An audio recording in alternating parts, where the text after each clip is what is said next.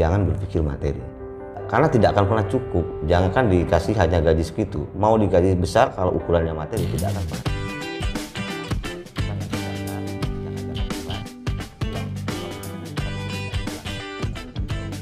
Sahabat podcast mahasiswa, jadi siang ini saya berkunjung ke tempatnya Kak Safiuddin.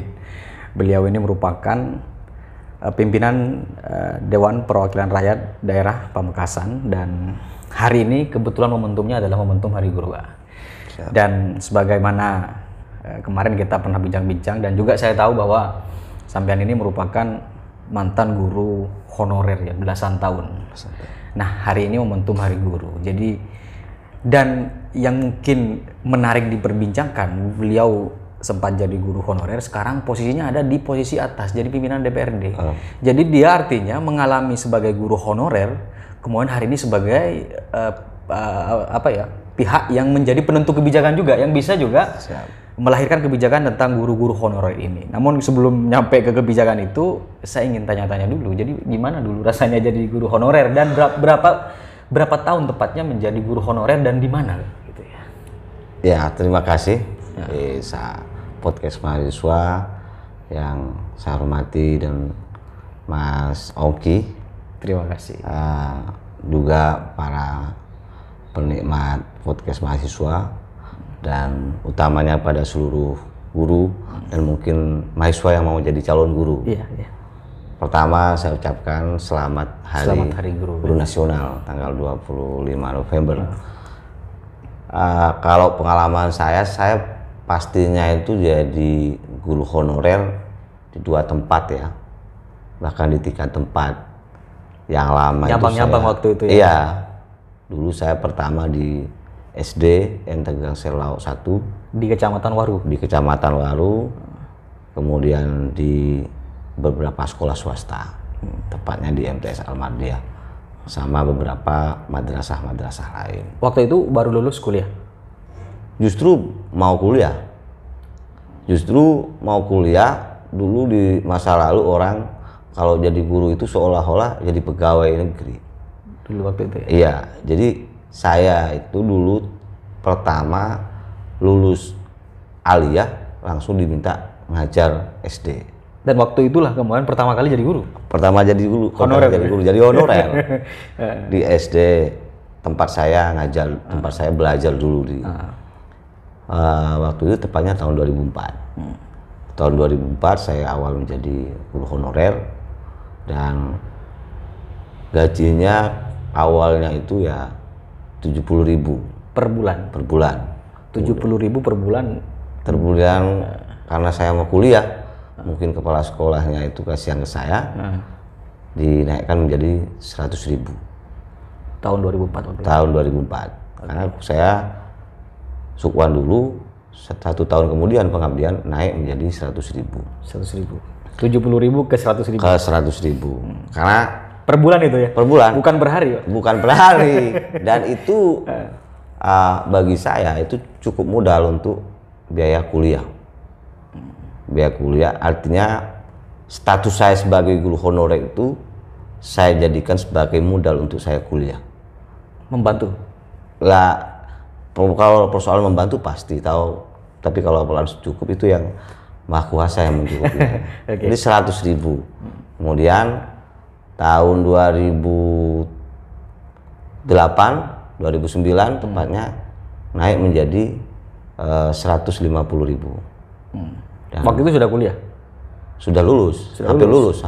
Saya lulus kuliah tahun 2011. Oke. Jadi berarti sebelum kuliah ngajar, waktu kuliah ngajar juga? Waktu kuliah ngajar. Dan setelah lulus kuliah tetap ngajar? Tetap ngajar. Saya terakhir sukwan itu tahun 2018.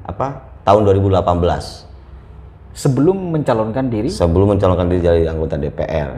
Karena saya nyalak, saya aktif di politik, saya mohon izin kepada kepala sekolah untuk berhenti ngajar. Terakhir gajinya berapa? Tahun 2000? Tetap 150. 150 ya? Per bulan? Per bulan. Waktu itu belum beristri? Sudah beristri bahkan. Saya beristri tahun 2014. Jadi, biaya itu tadi, gaji itu tadi cukup atau tidak? Karena semangat saya jadi guru honorer itu bukan dapat gaji. semangat saya itu pengabdian. Waktu itu ya. Sebagai bentuk terima kasih saya pada sekolah yang pernah melahirkan saya. Jadi di sekolah saya di SD itu saya pernah belajar di sana dan saya tidak niatkan untuk dapat kesejahteraan lebih karena saya niatnya pengabdian. Dan saya ngajar bahasa Inggris, tapi jurusan saya matematika. Jurusan matematika ngajar bahasa Inggris ya. Karena ini muatan lokal kan. Jadi 1 minggu bisa 2 kali saya ngajar, tidak full. Bisa 3 kali dan bisa bantu-bantu ketika dibutuhkan. Tapi begini Kak, banyak orang menilai bahwa gaji yang 100.000, 120.000 sebulan atau 150.000 itu tuh kecil sekali. Ya kecil ya bagi kalau ukurannya materi. Makanya waktu saya ngajar itu saya nggak berpikir dapat itu, saya pengabdian karena rugi. Kalau teman-teman honorer berpikir gaji, maka tidak ada nilai pengabdian dalam mengajar. Yang selalu didiskusikan persoalan honor. Kalaupun saya betul-betul merasakan itu setelah saya jadi anggota DPR. Nah ini penting untuk diperjuangkan. Jadi 2016 naiklah ke anggota DPRD. Anggota DPRD. Jadi waktu saya jadi guru honorer, saya nggak pernah bahkan diminta oleh kepala sekolah ijazah. Barangkali masuk K2, ke apa itu saya nggak ngerti saya. Waktu itu saya nggak pernah menginginkan karena saya semangatnya kuliah dan saya anti jadi PNS. Anti jadi PNS. Waktu itu sampai sekarang. Sampai akhir hayat saya anti jadi PNS. Sekarang jadi pimpinan DPRD, jadi ngapain jadi PNS kan begitu? Iya betul. Jadi setelah jadi anggota DPR dan merasakan betul bagaimana pedihnya menjadi guru honorer dengan gaji yang sekian. Kalau teman saya itu bisa gajinya ada yang sampai 250 karena gajinya ngajarnya full jadi guru kelas. Kalau saya kan muatan lokal. Jadi begini Kak, jadi tadi disebut-sebut pengabdian ya. Jadi yang mendorong pengabdian tidak pengen jadi PNS kemudian juga tidak mengerti waktu itu K2 atau K berapa begitu. Jadi yang mendorong pengabdian apa waktu itu? Karena saya dibesarkan di sekolah itu, yang kedua saya ingin berikan contoh pada anak-anak muda utamanya mengabdi di satu lembaga itu jangan berpikir materi. 14 tahun? Tidak, karena tidak akan pernah cukup. Jangankan dikasih hanya gaji segitu, mau digaji besar kalau ukurannya materi tidak akan pernah cukup. Makanya ukurnya adalah pesan orang tua saya, kalau kamu ngajarlah apa yang kamu tahu, kemudian ikhlas, dan yang ketiga jangan berpikir sesuatu. Iya betul. Jadi yang disampaikan sama itu betul. Jadi kalau misalkan andaikan saja ngajar dari 2004 kemudian sampai 2018 yang dipikirkan adalah gaji, rugi sekali. Rugi sekali dan saya nggak pernah berpikir gaji saya. Bahkan tapi kebutuhan cukup. Itu yang sangat cukup ya bagi mereka yang bersyukur. Ya kalau hitungan matematisnya jauh dari cukup. Jauh dari cukup ya. Makanya dulu saya sambil lalu jadi fasilitator di beberapa kegiatan pemerintah dan beberapa kegiatan lain ya kerjaan serabutan bagaimana bisa bertahan hidup. Karena orang yang ngajar benar, yang ngajar dengan ikhlas, uang 50.000, 100.000 di akhir bulan, bahkan di tanggal muda itu terasa harumnya sampai dalam diri kita dan keluarga. Betul. Itu mungkin dirasakan oleh guru. Yang paling penting itu menjadi guru adalah ketika kita ketemu sama murid, kemudian bukan kita bangga dibilang bapak, tetapi ketika melihat anak-anak didik kita itu sudah lebih baik dari yang kita ajarkan kemarin. Nah, dan dia merasa bahwa saya pernah belajar ke bapak ini, ke ibu ini, gitu. Itu yang paling penting dari bagaimana kita menjadi guru. Jadi Ilgangso Sungtulodo Itmatnya Mangunkarsa Tutuli Handayani itu betul-betul harus menjadi ada dalam jiwa seorang guru. Itu yang paling penting. Jadi saya menikmati menjadi guru itu. Sejak 2004 sampai 2018. Dan akhirnya terpilih menjadi anggota DPR. Sebetulnya hanya mohon doa saya barangkali saya pamit ke guru saya, kepala sekolah dan teman-teman guru Mudah-mudahan saya jadi anggota DPR. Saya nggak mau minta dukungan sampean harus nyoblos saya, mohon doanya. Kalau saya jadi anggota DPR, janji saya akan melakukan sesuatu untuk kesejahteraan guru honorer. Dan dilantik jadi anggota DPR tahun berapa? Tahun 2019. Tahun 2019 jadi anggota DPR. Dari partai apa? Dari partai PKB. Saya dilantik, kemudian dulu dilantik di akhir Desember ya, di akhir bulan Agustus 2019. 2019 itu kan pembahasan APBD 2020 dan pembahasan PAPBD 2019. Saya berteriak lantang di situ mengiyakan apa yang diaspirasikan oleh guru honorer yang beberapa waktu minggu sebelumnya saya didatangi oleh mereka, karena mereka datang ke saya itu bukan sebagai pejabat, sebagai teman. Nah, artinya merasakan betul karena saya tampung dulu, kemudian ada beberapa teman-teman anggota DPR juga, utamanya Komisi 4 yang bidang ini, dan beberapa teman-teman anggota DPR yang getol berbicara ini, dan saya sebagai pimpinan DPR menyampaikan itu, merasionalkan betul betapa perlunya menjadi guru honorer, dan sampaikan kepada tim tim eksekutif pada waktu itu, saya ini mantan guru honorer, jadi tahu betul menyelamatkan kesejahteraan guru honorer itu harga diri bagi saya, harga diri bagi orang Madura, khususnya saya sebagai pimpinan DPR. Makanya alhamdulillah melalui diskusi yang alot, alhamdulillah di tahun 2021 karena kemarin ada COVID ya, ini sudah dianggarkan untuk guru honorer ada insentif tetap 1 bulan 500.000 dan penjaga sekolah 700.000. Itu diverifikasi secara teknis oleh Dinas Pendidikan Kabupaten Pamekasan. Kebijakan ini merupakan akumulasi dari aspirasi guru honorer. Aspirasi guru honorer dan terus berarti aspirasi saya sendiri yang merasakan betul itu. Jadi saya sering ditelepon oleh teman-teman yang dulu satu perjuangan, ya, wah enak sih sudah jadi DPR, kita di sini gajinya masih 250.000 katanya. Ya makanya saya menyuarakan itu dan diamini oleh eksekutif, dan ini juga merupakan program prioritas Bapak Bupati Pamekasan juga. Jadi seiring ya? Seiring, senada dengan program pemerintah, dan alhamdulillah. Kalaupun mungkin masih banyak saudaraku, teman-teman honorer yang masih belum tercover, tentu ada kriteria-kriteria yang ditentukan oleh dinas terkait, supaya ya kalau diakomodir semua, ya beda kan antara ngajar jadi guru kelas dengan ngajar hanya 2 hari. Bahkan saya sampaikan kepada tim eksekutif pada saat itu, mengklasifikasinya ya harus ketat. Saya ini juga guru honorer, tapi saya 1 minggu 2 kali, nggak full ngajarnya. Nggak mungkin mereka yang ngajar hanya 2 minggu sekali, seminggu 2 kali, kemudian sama dengan mereka yang ngajar full 1 minggu gitu. Jadi insentif itu diberikan kepada berapa ribu guru di Pamekasan? Kurang lebih, saya kurang tahu pastinya ya. Kurang tahu pastinya kemarin karena datanya ini kan naik kan, turun naik. Karena misalnya salah satu kriterianya misalnya berdasarkan pengabdian. Ini bisa saja yang kemarin nggak dapat, tahun depan bisa dapat karena pengabdian. Karena kriteria yang ditentukan. Itu berlanjut berarti? Berlanjut, pasti berlanjut. Jadi pasti berlanjut dan sesuai dengan kriteria yang ditentukan oleh dinas terkait. Oke, tahun depan berarti ada lagi? Ada lagi. Tahun depannya lagi ada? Pasti ada lagi. Dan kita perjuangkan itu. Tentu dengan klasifikasi yang sudah ditentukan oleh dinas terkait.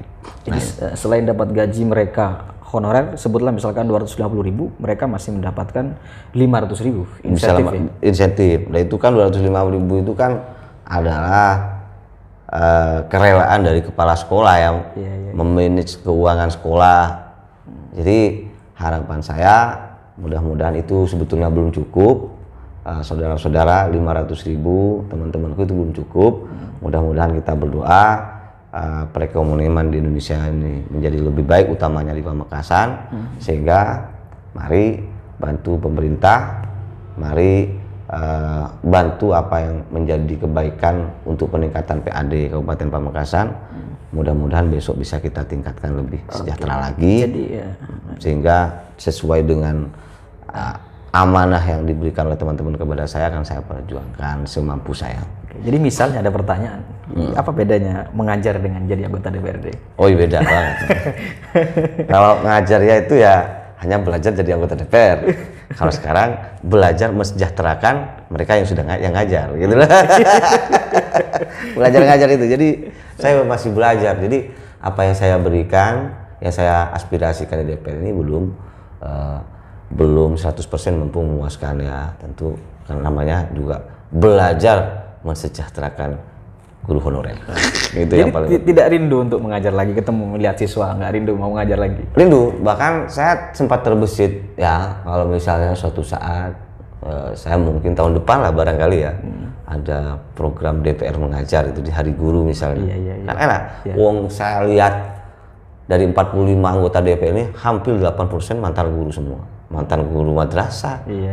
Semua mantan guru. Jadi asik kalau misalnya DPR ada program tahun depan itu guru mengajar. DPR mengajar itu. Pada Hari Guru ya. Satu hari DPR mengajar tersebar di sekian dapil sekaligus satu ya mereka yang pernah mengajar bisa bernostalgia dengan statusnya dia sebagai mantan guru honorer atau guru pengajar yang nggak pernah mengajar biar merasakan bagaimana nikmat dan keluh kesahnya menjadi guru sambil kita menampung aspirasi dari guru-guru honorer dan siswa di situ. Yang kedua mungkin dari program teman-teman DPR mengajar ini juga menginspirasi kepada siswa dan bahkan mungkin guru honorer yang mungkin hari ini masih jadi guru honorer bisa saja yang hari ini jadi guru madrasah yang masih hari ini masih menjadi kepala madrasah besok-besok bisa jadi anggota DPR. Jangankan jadi kepala madrasah, jadi guru honorer seperti saya juga bisa jadi anggota DPR gitu. Nah tentu niatnya tidak dalam rangka yang diperjuangkan bukan bagaimana mencapai jabatan itu atau menduduki jabatan anggota DPR, tapi memperjuangkan nilai. Nah, saya jadi anggota DPR ini tidak dalam rangka mendapatkan jabatan atau materi, tapi memperjuangkan nilai dan beberapa sudah saya buktikan dan bisa dirasakan oleh teman-teman guru honorer. Jadi mungkin ini pertanyaan yang terlepas belum saya tanyakan di awal Kak. Jadi gimana ceritanya kemarin waktu itu jadi guru kemudian terbersit menjadi anggota DPRD? Apakah pernah terbersit atau ada dukungan? Kalau saya ini sebetulnya sejak SD cita-cita saya sudah mau jadi anggota DPR. Sejak SD saya jadi anggota DPR. Cuma saya pernah belajar di pesantren itu ada niat. Ada orang niat, asal istilahnya niat, ya, kata orang Madura, bede niat, bede saja. Kalau asace itu hanya punya keinginan. Tapi kalau niat itu keinginan ucapan dibuktikan dengan tindakan, dibarengi dengan tindakan kayak kita mau sholat, Allahu Akbar itu kan, Allahu Akbar diniatkan dan dilakukan. Gitu. Nah. Saya sejak SD sudah saya niatkan jadi anggota DPR. Dan tetapi ya saya niatkan di dalam hati, tidak pernah saya utarakan. Apa yang menarik waktu itu tentang anggota DPRD? Waktu SD loh. Waktu SD, karena saya nggak tahu ya, saya punya bakat senang politik itu sejak saya bisa baca gitu loh. Setelah bisa baca saya senang politik, senang hal-hal yang berbau politik. Mungkin karena darah ya dari kakek saya itu maksudnya kakeknya bapak saya itu pernah jadi kepala desa dulu mungkin darah itu yang ngalir pada diri saya. Terlebih dari itu semua, begitu saya di pesantren saya selalu di bidang politik, pemuda dan olahraga, politik semua. Jadi mungkin pengalaman itu yang ingin saya buktikan dalam dunia nyata gitu. Diberi jalan lah. Ya, diberi jalan. Jadi saya pengen jadi anggota DPR memang karena seneng ya. Saya dulu di kampus juga aktif di dunia mahasiswa, di dunia aktivis saya. Organisasi aktif. Jadi saya kira menjadi tidak penting kalau menyuarakan ini di jalanan gitu. Masuk ke sistem untuk mengkonkretkan apa yang kita perjuangkan. Nah itu yang kemudian mendorong saya jadi anggota DPR. Jadi menyuarakan di luar itu mungkin bisa selantang petil, ya kan? Tetapi tidak bisa membuat mendatangkan hujan. Tapi menjadi anggota DPR dengan suara hanya kusuk-kusuk bisa mensejahterakan banyak orang. Nah itu yang paling penting. Jadi gitu. Jadi teman-teman yang mungkin masih jadi aktivis sekarang, jadi guru honorer, silahkan jalani. Tetapi kalau mau berbuat lebih, silahkan jadi anggota DPR. Gitu loh. Jadi kalau misalnya jadi guru, mengajar, jadi aktivis, menyuarakan, nggak, itu pada sah saja karena profesi masing-masing ya, dan itu dilindungi oleh negara. Tetapi kalau mau yang lebih konkret, jadi anggota DPR bisa menentukan nasib banyak orang. Disitulah kemudian terbersit keinginan memang dari SD ya? Ya, saya jadi anggota tercapai ya akhirnya. DPR. Jadi kalau orang mungkin berpikir jadi anggota DPR itu jadi bisa kaya, bisa mewah, jabatan. Saya biasa-biasa aja sampai sekarang. Bisa dilihat di mana saja saya berada ya biasa. Saya nggak pernah berpikir saya mau hidup mewah begini, punya rumah besar, nggak. Saya sampai hari ini ya karena saya mantan aktivis dan biasa hidup gelantungan, ya biasa aja. Saya tidur di mana saja, saya bisa tidur. Kadang karena saya sebagai ketua Ansor, saya juga tidur di kantor Ansor. Saya juga sekretaris DPC PKB, saya tidur di kantor DPC PKB, kadang tidur di rumah teman. Sampai hari ini saya belum punya rumah yang bisa ditempati. Biasanya jadi anggota DPR itu biasanya langsung beli rumah. Saya sampai sekarang belum punya rumah. Kendaraan ya karena fasilitas dari negara. Dan mengapa demikian? Karena yang saya perjuangkan nilai, bukan memperjuangkan pribadi ya? Ya, memperjuangkan untuk dapat jabatan atau dapat materi. Kalau nggak ada uang nggak bisa jalan gitu loh. Nah, yang terakhir ini kan, jadi selain beliau ini pernah jadi guru honorer, jadi pimpinan wakil ketua DPRD Pamekasan, juga menjadi ketua pengurus cabang Gerakan Pemuda Ansor Pamekasan.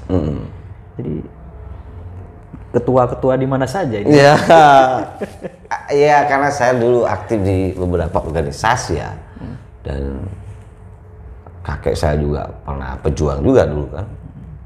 Maka mengapa saya menjadi ketua Ansor? Karena jelas semangat nasionalisme yang ada dalam kader-kader Ansor ini jelas sejak sebelum kemerdekaan sampai hari ini. Kemudian saya di PKB, memilih di PKB ya mau di politik harus memilih partai dan jadi pimpinan DPR itu sebagai wujud konkret memanfaatkan APBD kabupaten untuk mensejahterakan rakyat. Jadi di jabatan saya di mana-mana ya mungkin tidak ada yang instan ya, semua butuh perjuangan, semua butuh dedikasi dan pembuktian. Mungkin saya dipercaya jadi pimpinan ya karena orang partai percaya ke saya. Saya jadi ketua Ansor, mungkin teman-teman dan kiai-kiai NU percaya saya. Betul. Mungkin ada yang saya lakukan dan manfaat, dan itu sejalan dengan apa yang menjadi falsafah hidup saya, khairun nas anfa'uhum linnas. Kapanpun, dimanapun, menjadi apapun, sebaik-baik kita itu adalah yang bermanfaat untuk orang lain. Karena emang sulit Kak menemukan sosok yang masih muda jadi pimpinan DPRD, jadi ketua GP Ansor lagi. Iya, mungkin karena apa ya, sulitnya bagi yang tidak mampu mencapai lah. Tapi saya kira biasa saja sementara sebetulnya, hanya ini dalam mengkonkretkan perjuangan saja. Saya untuk ngatur waktu sebagai sekretaris DPC, sebagai ketua Ansor, sebagai pimpinan DPR, saya sudah berjanji kepada keluarga dan utamanya pada istri saya bahwa separuh dari hidup saya ini untuk organisasi, untuk perjuangan apa yang menjadi amanah yang diberikan ke saya, baik di DPR, di partai ataupun di Gerakan Pemuda Ansor. Jadi kesibukan itu sempat pulang tapi? Ya pastilah.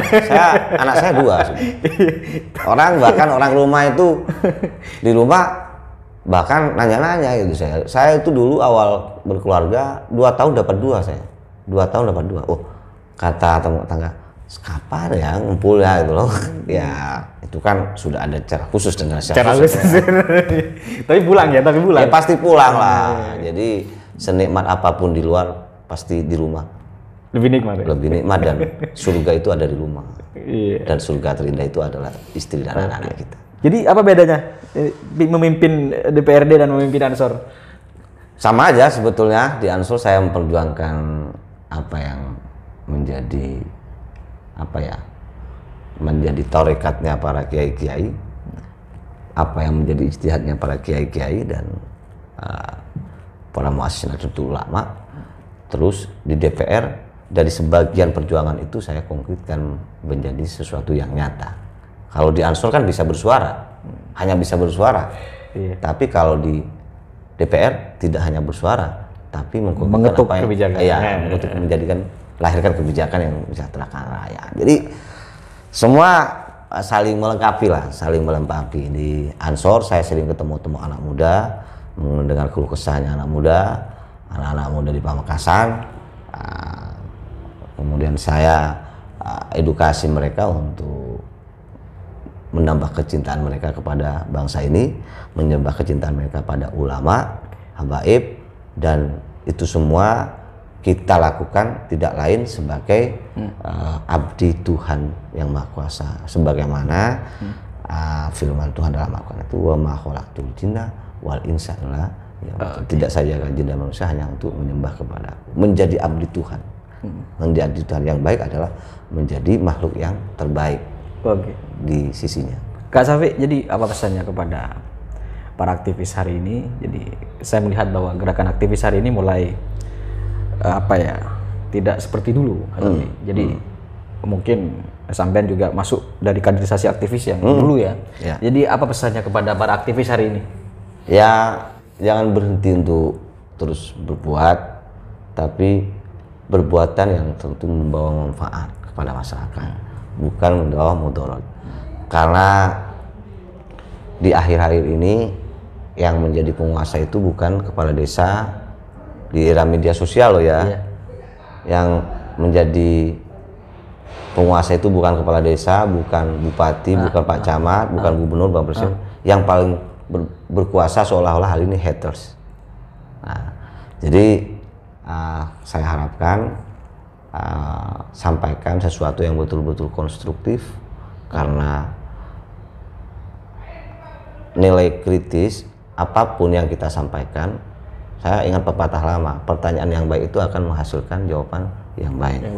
Sebaiknya pertanyaan yang kurang baik akan menghasilkan jawaban yang kurang baik pula. Jadi boleh mengkritisi apapun dengan cara hikmah dan mau'izah hasanah. Jadi ajaklah ke jalan Tuhanmu Muhammad, gitu kan, kata Tuhan, dengan cara hikmah dan mau'izah hasanah. Tentu mengajak bukan mengejek, gitu. Mengajak sesuatu kebaikan bukan mengejek. Prinsipnya yang namanya amal ma'ruf nahi munkar, yang baik itu adalah amal ma'ruf bil ma'ruf, nahi munkar bil ma'ruf. Mengajak kebaikan dengan cara yang baik, mencegah kemungkaran dengan cara yang baik, sehingga tidak ada yang dirugikan. Nah, ini sejalan dengan apa yang disampaikan Rasul kita Nabi Muhammad, bahwa beliau diutus ke dunia ini hanya untuk memperbaiki akhlak, tidak untuk yang lain. Jadi tidak dalam rangka menjatuhkan, tapi saling menguatkan, saling membangun. Dan utamanya kepada teman-teman aktivis atau teman mahasiswa atau teman-teman guru honorer yang selama ini menjadi guru, bersabarlah, bahwa menjadi guru itu adalah pekerjaan yang sangat mulia. Jadi mulia tidak hanya di dunia, di akhirat, dan bahkan kepada anak cucu-cucu kita.